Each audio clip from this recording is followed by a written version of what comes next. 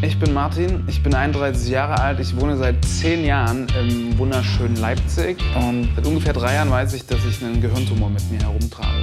Um es jetzt mal so hochromantisch auszudrücken, habe ich natürlich Angst, dich zu verlieren. Ich zweifle jeden Tag, dass die Entscheidung, die ich getroffen habe, diese OP zu machen, dass die falsche ist. Ich denke oft dran, dass du nach einer Operation vielleicht das Leben nicht mehr so genießen kannst, wie du es jetzt genießt. Die hilft natürlich nicht unbedingt, die Angst, so, aber die kann man ja nicht verhindern, die muss man akzeptieren einfach.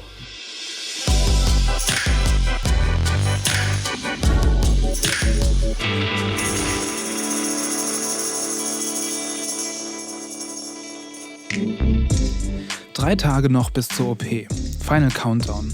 Mir geht es gut, ich bin fit und optimistisch, habe alles geschafft, was ich noch schaffen wollte, nochmal alle Freunde getroffen und war sogar nochmal bei der Therapie, um mir den letzten Pep-Talk abzuholen. Eigentlich ist alles gut.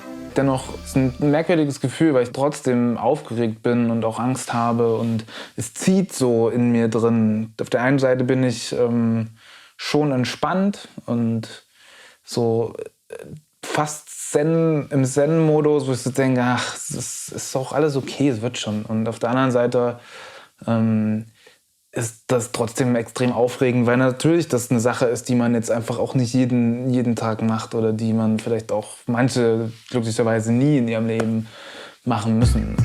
Es ist und bleibt halt eine Gehirn-OP. Schon krass irgendwie. Aber egal. Ich habe mich entschieden und morgen fahren wir endlich nach Greifswald. Warum Greifswald? Wegen ihm hier. Das ist Professor Dr. Henry Schröder, Direktor der Klinik für Neurochirurgie der Uniklinik Greifswald. Und einer der wenigen Neurochirurgen, die Erfahrung mit Epidermoiden haben. Zu ihm komme ich dann nochmal. Jetzt erstmal Tasche packen. Ich habe eingepackt Handtücher, Badelatschen, Schlüpfer, Jogginghose, alles was man so braucht. Trockenshampoo, der alte Campingtrick. Weil ich glaube, dass ich die ersten Tage, beziehungsweise bis die Fäden gezogen sind, wahrscheinlich nicht die Haare waschen kann. Finde ich nicht so gut, bin ich nicht so Fan von. Ja. Da ist noch eine Mütze drin, weil ich auch so ein bisschen eitel bin, was das angeht. Ich möchte nicht unbedingt, dass jetzt jeder diese Narbe sieht. Oropax natürlich.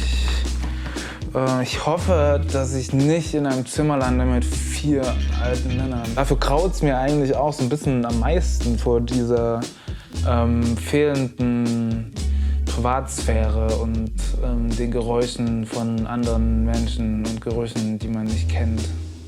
Boah.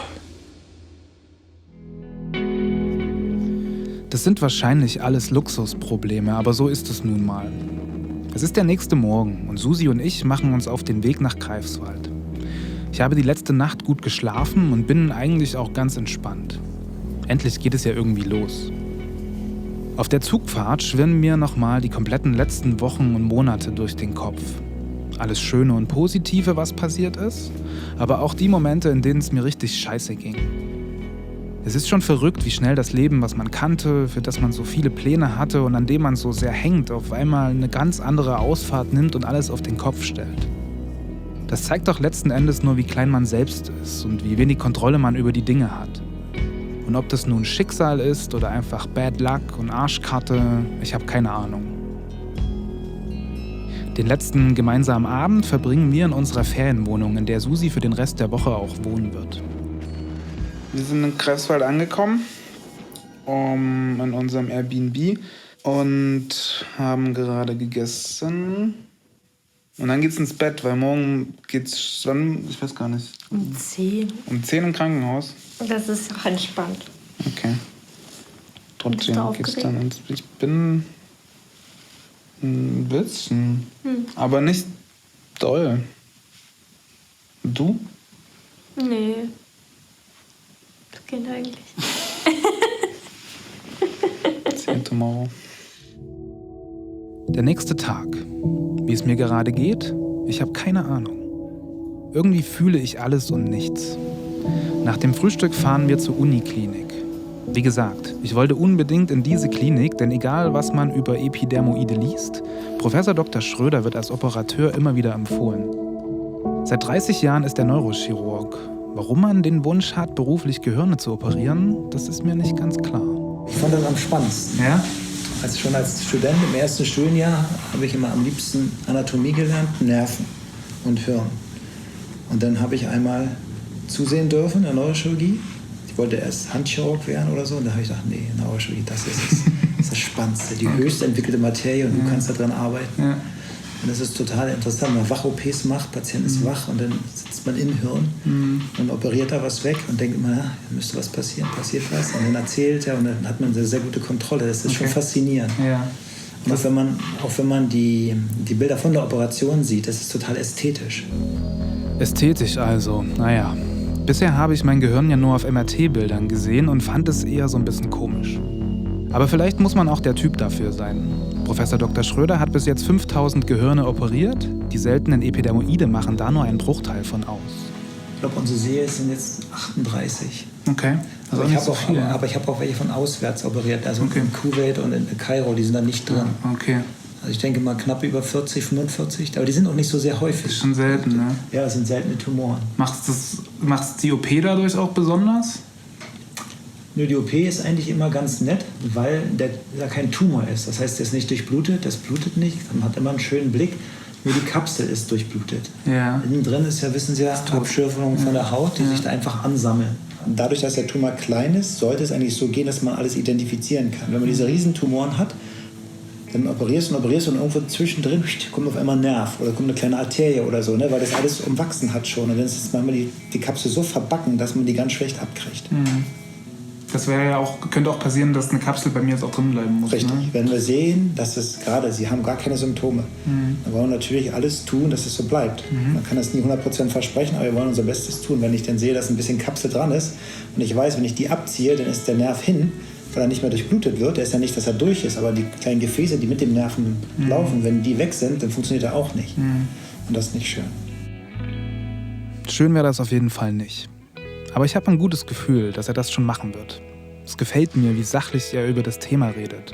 Abschürfungen, schöner Blick, nette OP, als wäre das völlig normal. Das beruhigt mich ein Stück, denn um ehrlich zu sein, so richtig toll war der erste Tag hier heute nicht. Tag 1. Ich habe viel gewartet heute. Mir wurde Blut abgenommen. Ich habe ein paar Tests gemacht, 1000 Gespräche gehabt, 1000-mal selber erzählt, 1000-mal die gleichen Fragen gehabt.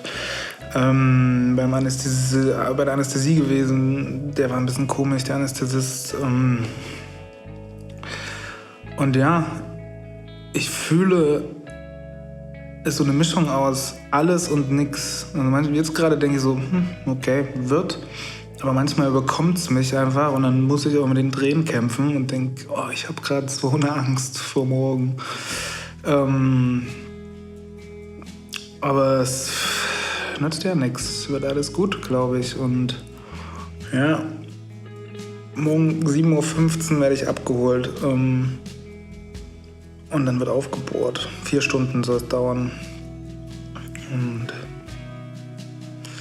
ich werde versuchen, irgendwie zu schlafen und dann hoffen, dass das irgendwie alles schnell vorbei ist und ich danach keine Schmerzen habe, keine Dollen oder keine Defizite, die es jetzt noch nicht gibt. Das wäre wirklich die größte Angst.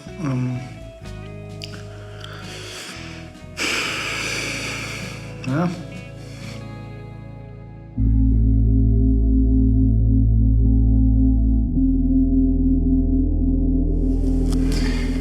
War kurz, was vor allem an der Geräuschkulisse hier im Zimmer lag.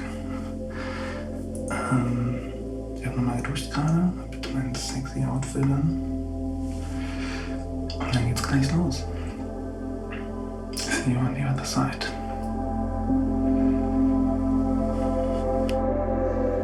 Kurz danach habe ich eine Tablette genommen und wurde mit meinem Bett zum OP-Saal gefahren.